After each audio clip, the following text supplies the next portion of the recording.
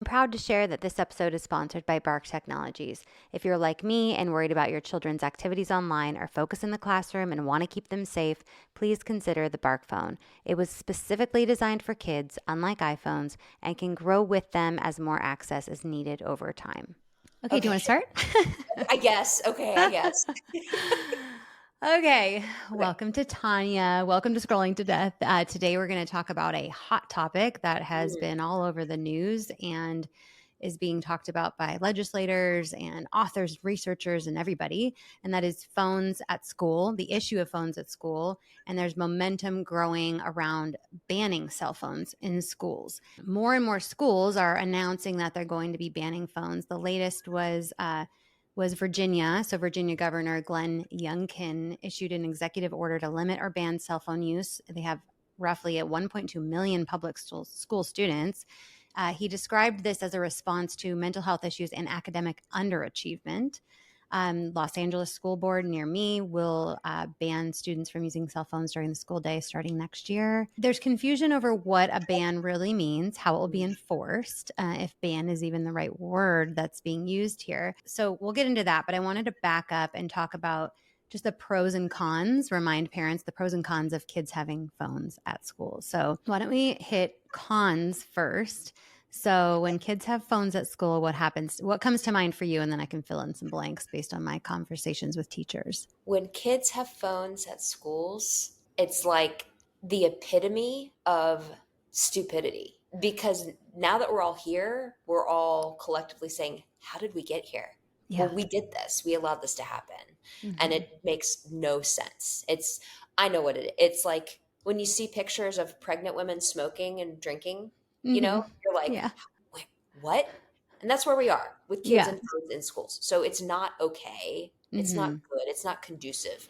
There's a laundry list of reasons why it's not good for them to have these supercomputers in an environment where they are supposed to learn, pay Hmm. attention, not be distracted, capturing media that could embarrass Hmm. or bully somebody. They need to be learning how to communicate interpersonally with eye contact and mannerisms and nuances. Even when it comes time to learn, the Hmm. ability and opportunity to physically write and flip pages Hmm. solidifies the material in your brain in a way that scrolling and clicking does not. I Yeah. mean, it's a laundry list of like this access in schools is not beneficial for kids. Hmm. And how do we expect them to stay focused when we give them a device that's addictive, has social media apps on it or whatever apps on it that are all built to be addictive to them, and send them notifications that, maybe adults, I turned off most of my notifications. I don't know if kids do that. Do you find that kids have their notifications turned on? Not unless they're incredibly insightful. Hmm. Like Yeah. they don't think about it, right? And in Yeah. fact, they want to know Yeah. when their game has renewed or their friend had texted them or they're keeping a Hmm. snap streak or what. Like Yep. kids don't turn off notifications unless they're really, really thoughtful. Yeah. So there's a huge lack of focus. And you mentioned cyberbullying. So kids are taking images and videos of each other or of teachers and posting it during class. And then the other kid that's being bullied is seeing it and is all distressed. So there's tons of issues around cyberbullying. There was actually a big thing in the news you probably saw last week where students created fake TikTok profiles of their Yes. teachers and posted like homophobic, racist, horrible things on behalf of their teachers, acting as their teachers. Really bad bullying against teachers using the phones. So test scores have dropped globally. I want to note they also, having the phones at school, increase the use of illicit activities. So kids are coordinating to meet up in the bathroom or to buy or sell vapes or other drugs at school. And then also somehow they all happen to be in the bathroom at the same time vaping. How did they coordinate that? So the phones. Kids don't socialize anymore. So a lot of teachers I've spoken to just say it's so eerie how the lunchroom is silent, or they'll see a student. This was the best story. There's a student on her phone, and she was, instead of having to look up, she was walking with her shoulder against the wall, so she knew she was going straight and not running into anything. I know. I have no words. I know. It's ridiculous. And think about, when we were in school, if we wanted to message a friend, right, Mm-hmm. during instruction time or Yeah. study time, we had to very discreetly write a paper note, Mm-hmm. like fold it up, somehow try to figure out how to get it to them, right? Mm-hmm. And that was like a big no-no. That Mm-hmm. was the illicit activity. But Yeah. now kids can just easily message friends. They're posting on social media. They're Mm-hmm. watching Netflix. I Like, know. I'll never forget when my son was telling me about watching something while he was at school. And I'm like, Mm-hmm. that's not okay. That is Yeah. not okay. Watching things that are unnecessary or not helpful to learning, obviously, but also seeing inappropriate content on their own phone, but also showing their friends. So you may not send your kid with a phone to school, but they may see something completely inappropriate on their friend's phone at school. I think parents have the best intentions. I just want to be able to chat with them here and there with on their phones. I want them to be able to get a hold of me if they have an issue, but we're forgetting about all these other issues that it causes them having this in their pocket when they have a iPhone or a smartphone in their pocket at school. And social media is probably a big driver of a lot of these issues. And schools can't compete with the addictiveness of social media access through the phones. And that's why hundreds of school districts are actually suing the social media companies for causing the issues at school, and schools have to spend a lot more money and get more funding to support the mental health issues and the bullying and all the things that happen in schools because of social media. I think that covers most of the cons. Yeah. What would you say there's any benefits to kids having phones on them at school? There's a big asterisk there. Mm-hmm. I think that it can give a child and their parents or caregivers peace of mind for the child to have connected tech Mm-hmm. in their bag or on their person in case of emergency, right? Mm-hmm. If they need to dial 911. But that's really only the only use case I can think of. And we'll Mm-hmm. talk about this in a minute, I believe. But Yeah. even in the case of an emergency, the phone Mm-hmm. can actually be a detractor or a Yeah. distractor away from safety. Mm-hmm. So that's why I really, really support the away for the day policy. When we're talking about a phone ban, it doesn't mean just we don't want to see them out, right? It's the phones are away. They're in yonder pouches, they're in the Mm-hmm. bags. They do not come out. Because again, the only reason I can think of is in case of emergency. And that's Mm-hmm. in case of emergency that doesn't require the child to be focused on instruction from an adult or law enforcement telling them how to be safe. Mm-hmm. Right.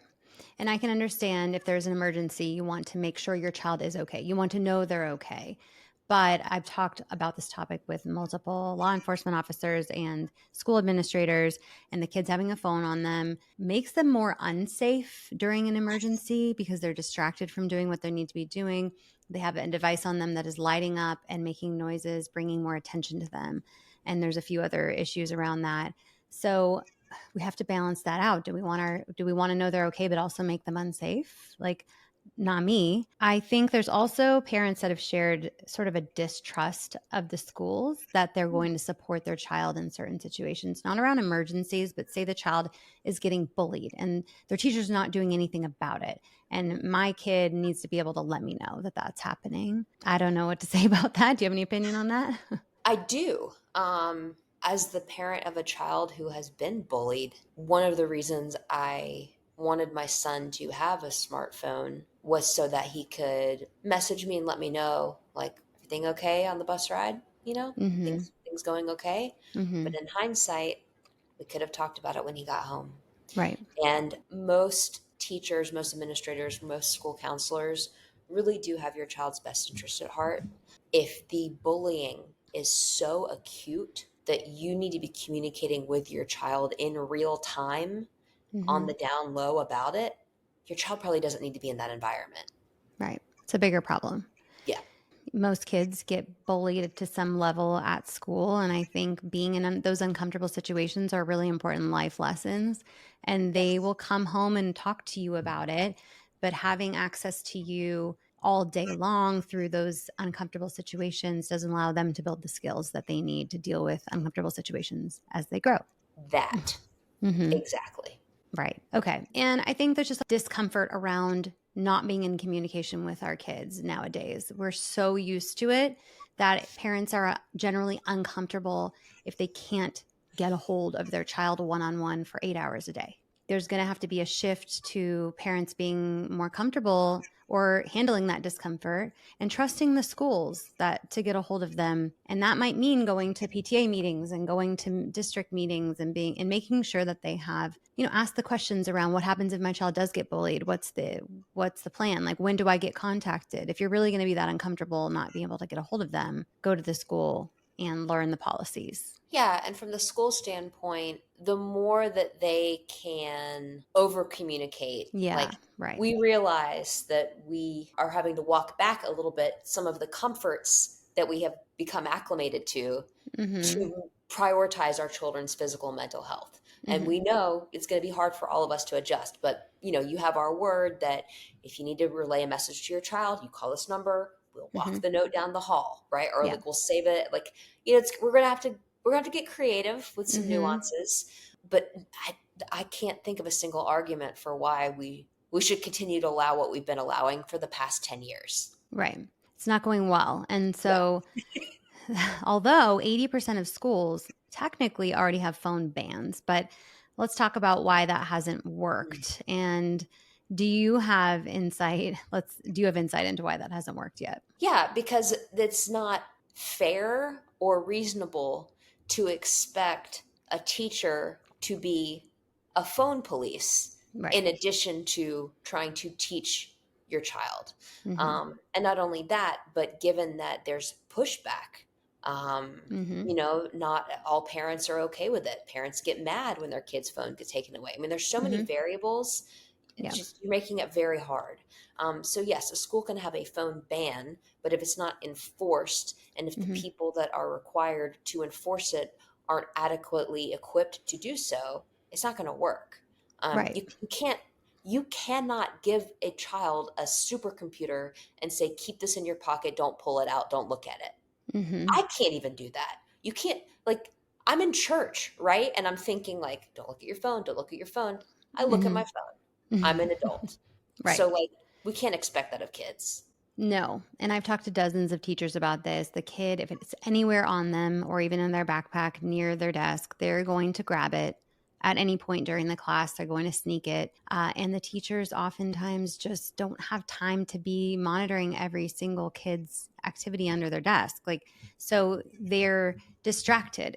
It's an issue for the teachers. It distracts everybody when they have to try to enforce it. And then the teachers are actually liable for the device if something happens to it, if the teacher touches it.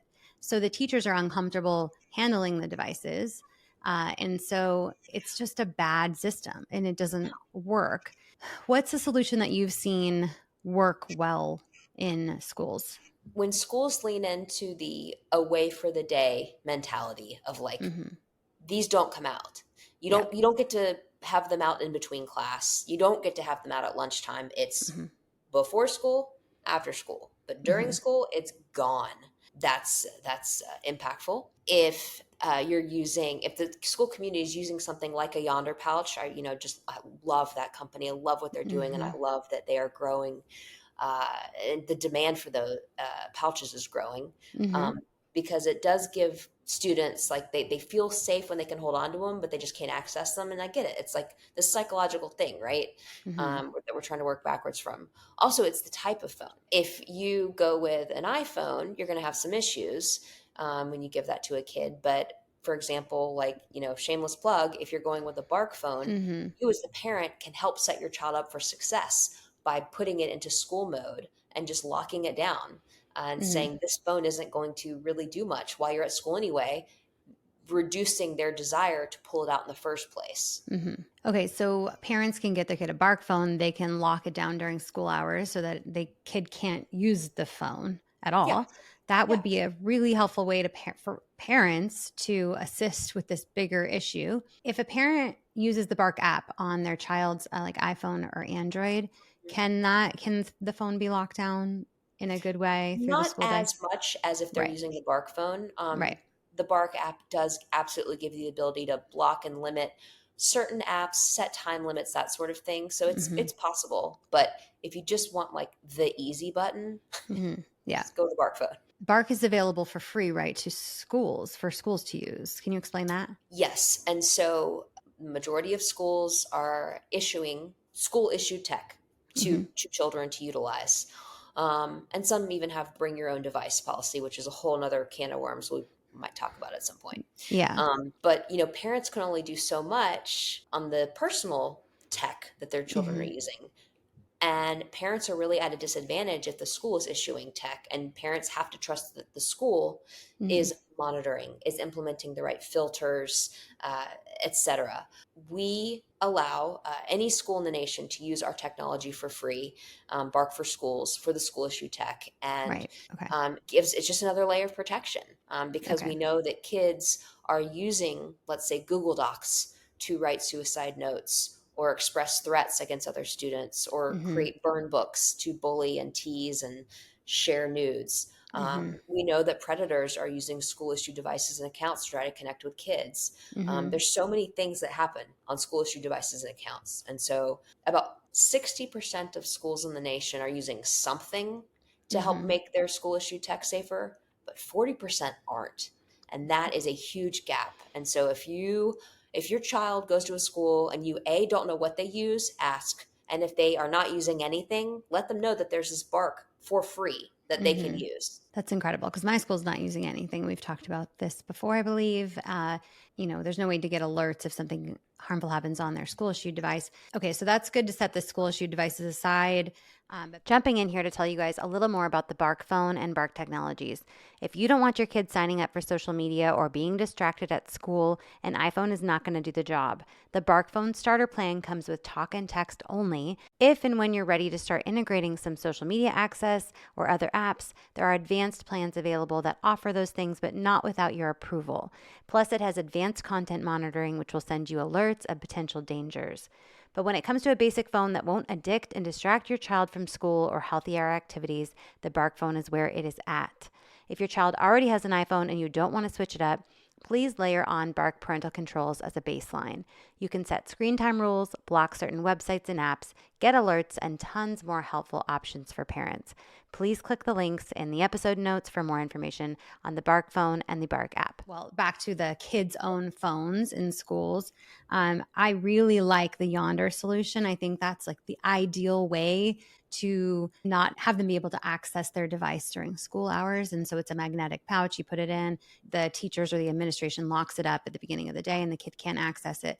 I believe it's also important to have it either off or on airplane mode, because so that kids can't continually get notifications and messages on their Apple Watch or even their headphones. I assume they could probably try to get away with something on their headphones. Just allowing kids to have headphones or AirPods in, like, no, absolutely not. I mean, I've talked No. to some teachers who allow it because they think that they like it lets them concentrate more, and they're just trying to like fight. Like, this is one less battle to have to fight, is just let them have a little music on, and they'll connect it to their school issued device and listen to music through that, I believe. And then also like while they're doing their work. Now, I've talked to doctors who study multitasking, and it's a myth, and that's actually causes them to be more distracted, even if it's just music. So, especially with lyrics, yeah, that's a no if we can avoid letting them have headphones in and listening to music. And then they're getting, if they're listening to music on their phone, they're getting dings in their ear when they have notifications. It's just total distraction. It's just complicated because they also have watches now that connect to the phones. And so, even when the phone is not on them, they will still get the messages. So, again, why it's important to have the phones, if you do use Yonder pouches in airplane mode or off. I interviewed a principal in West Texas, and she was all for her high school, all for the Yonder pouch solution. She got the funding, everything's great. And then she got shut down by like just a couple of loud, opinionated parents on the PTA, and they voted it down. So, going to be interviewing her again soon to see Mm. how the less restrictive phone ban situation is working once a couple weeks into her school year, and we'll see how that goes. But there's going to be options for schools. I mean, when a state says you have to ban phones or get phones out of the kids' hands, do you see any other good option for this on the school side, besides locking them up in pouches? I think the schools have to be more of a thought leader in terms of expressing the why behind it. Yeah. Those loud parents that voted it down, Mm-hmm. if they were truly faced with the data of how many children in that school Mm-hmm. were experiencing XYZ issue, Yeah. There's no way that they could, in good conscience, Mhm. say, yeah, we're going to ignore all that. So letting the schools be the thought leaders in terms of this is so bad for kids that we have to Mhm. do this. We have to do this to do right by kids, and Yeah. just not on campus at all, but also having those, like bring back landlines, right? Mhm. Maybe have one in the hall. Maybe don't limit it to the front office. Like make sure children have a safe way to communicate Yeah. in case of emergency that Right. isn't a detractor or a distractor. Yeah, and I think they still have landline phones in all classrooms, from what I understand. I think there's still a way to get a hold of every teacher in every classroom. I hope. That's what I've heard. Great. Or like Yeah. walkie talkies, or Right. there's Yeah. we have a lot of tech options. I know, I know. And so, if parents are interested in learning more, I think that The Anxious Generation, which is a great book by John Haidt, he vouches for phone free schools. So that's one of his new norms that he's suggesting. And parents can learn more about the research of how phones in schools are affecting kids through his book. I highly recommend. But I also encourage parents to look into Bark Technologies, bark.us, and consider the Bark phone, because you can help this issue by getting together with other parents, getting this safer device, locking it down during school hours, and that will help to quell some of these issues that kids are having at school. But we need to also speak up to our schools and ask them what they're doing, especially if your district or state is not one that is calling for phone bans. Like, be the voice that brings it up in your school. Because it's important that our kids have disconnected time at school as much as possible to learn and socialize and gain all those skills that they're supposed to be getting and have always gotten at school. Do 100%. Let kids be kids. Yeah. Let them have a childhood. Let them have a middle schoolhood and a high Yeah. schoolhood Yeah. free of all of that, right? Like they're going to have Mhm. enough of it when they're not at school. Yeah. If you Yeah. allow that at home and on the weekends and when they're socializing, at Mhm. least let school be a safe place. Yeah. Any other parting thoughts? I know because I feel it myself. My son's in high school, and his high Mhm. school is not going to be phone free that Mhm. I know of. In the next few weeks, and I'm frustrated about that. And if I'm frustrated, having the resources that I have, I'm sure there are so Mhm. many parents out there that are like they can't even fathom how this could come to be, but it Mhm. it actually can. It can happen. So I would say perhaps maybe in the show notes or in the comments or wherever you're Mhm. listening to this, just know that you're not alone. And Nikki and I and Bark, like we want to rally to help any parent that wants to make this a reality in their child's Mhm. school a reality. And I love how you said, let's let kids be kids again, and let's let them have a real school experience and not one that's filled with distractions and addictive apps. And that requires real phone free schools, real phone bans. So let's Yes. use the right terminology and let's be brave enough to stick to what we say and what we know is best for the kids. So, Titania, thank you for having this conversation again. I love having you on, and we'll be back soon with another topic, trending topic. It's So, for the thank kids, you. right? Yeah, it's all for the kids. We're here for the Thanks, kids. Nikki. Thanks, Tanya.